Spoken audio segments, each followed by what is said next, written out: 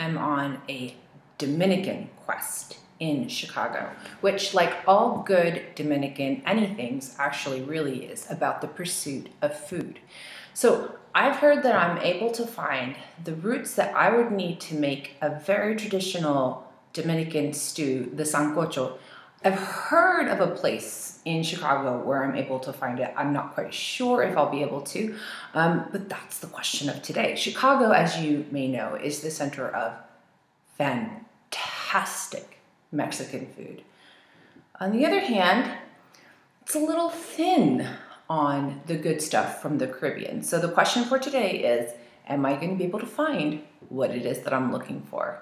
Let's see.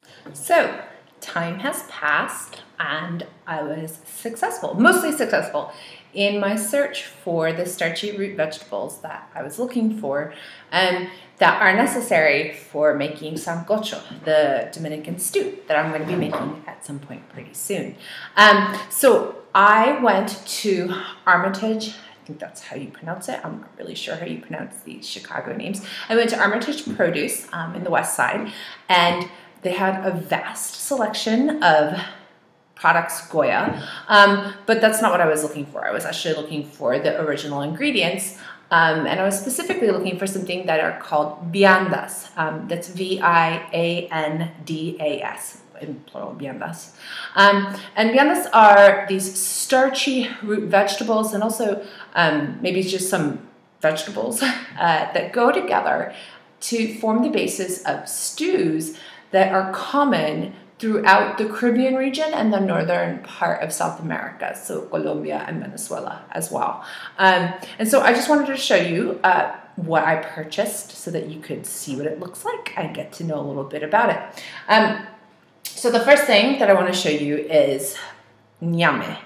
And I chopped it in half so that you could see what the inside of it looked like. But this is the sort of, you know, if I replace it as it sort of was originally before I sliced it, this is what it looks like. I mean, it's pretty large. It's a lot larger than a potato.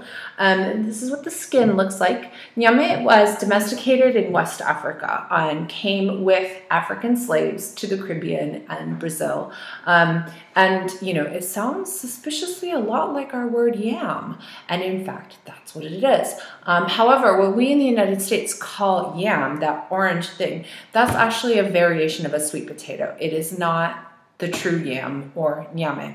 The flavor of this, and so you'll see the skin is pretty white, and unfortunately this camera isn't so great and the lighting isn't so great here where you can sort of see the difference between the different roots I'm about to show you. But this is a white skin and it's not sweet. It doesn't taste like potato. I mean, it's a starch, but it doesn't taste like those things.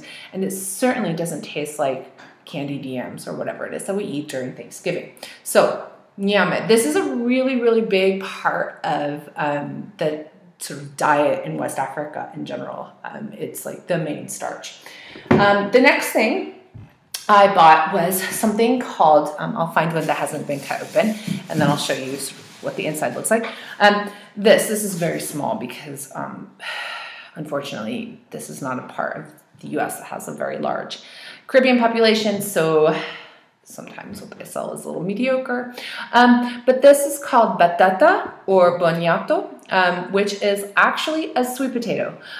If you look inside of it though, it doesn't actually look like that orange that we're familiar with in the United States. It has a slightly more nutty, more mild, more complex, and sort of more substantive flavor than the sweet potato that we're used to, which is sort of very, very mushy, very soft.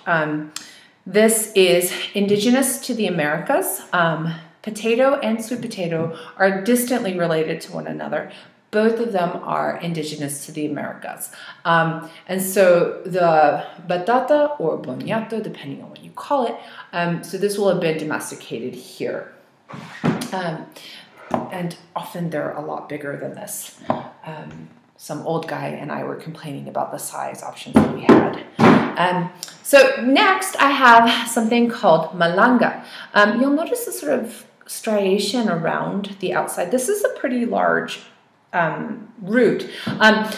You can also buy them a little smaller, like the size of this kind of mediocre batata over here.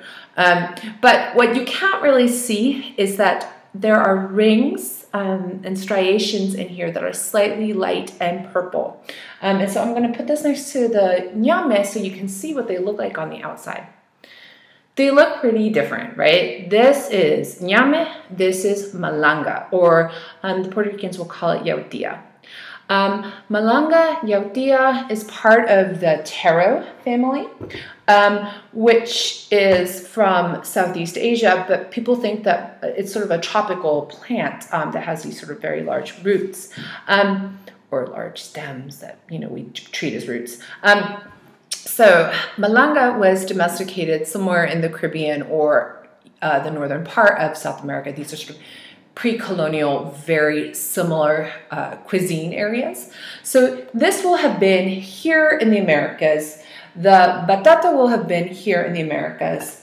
The yam will have come with the transatlantic slave trade. All right, and next I have the plátano, the plantain. This was originally domesticated in Southeast Asia, comes to Africa and is there. You know, people think bananas when so when they see this, but this is actually a slightly different kind of similar plant. It's eaten as a vegetable. People would not eat this raw because it might do things to you that you wouldn't want to have happen to you, and so it's much harder to peel, it's much firmer, and people eat it green and eat it yellow when it's sort of very sweet. So this is going to go green, chopped up into the stew. And again, this would have come as part of the transatlantic slave trade. So one of the things to notice is that this cuisine is actually this really interesting blend of multiple culinary traditions. Next is, I bought a couple of these. These are called chayote. It's a squash, and squashes are indigenous to the Americas. So this is something that's very mild in flavor. Will leave the skin on, and the flesh is pretty soft and pretty mild. It's not the basis of the stew, but it's just sort of part of the option and the color, and it looks nice. And last, what I also bought was a calabaza, which is a word for squash. Or pumpkin, and this is sort of what it looks like on the outside. It's sort of green and mottled, and it's really beautiful. On the inside, you can't really appreciate the color very well because of this camera, but it's a very pumpkin-y orange color, and this is going to go in kind of towards the end, so not at the beginning because some of the roots take longer to cook. Now, the one thing that I did not pick up, which I will be picking up pretty shortly, is my favorite starchy root vegetable of them all, and domesticated indigenous to the Americas, is yuca. And some people call it cassava, some people call it mandio, some people call it mandioca, some people call it manioc. And this is also something that would have been domesticated in the Americas. And so what we see happening in this stew is that it's actually this really interesting union of, like I said, different culinary traditions. So what I'm going to do now is I'm going to